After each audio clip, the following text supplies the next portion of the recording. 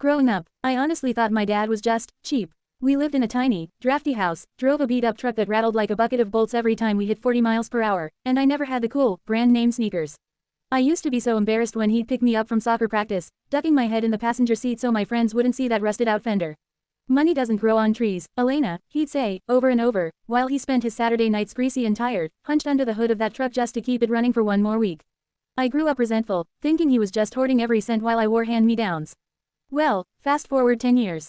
I'm graduating college, somehow completely debt-free, and my dad sits me down on the porch.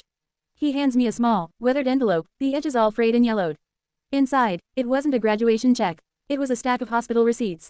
See, when I was born, my mom had some serious complications. The insurance company fought us on every penny, and they didn't cover even half of the cost. That cheap man hadn't been stingy. He'd been quietly paying off those medical bills for 20 years, one grueling overtime shift at a time, just so I could start my life without a single shadow over my head. He didn't care about the fancy truck, or the status, or the shoes. He cared about my future. I looked at his rough, calloused hands, then back at that old, rattling truck, and for the first time in my life, it looked like the most beautiful thing I had ever seen.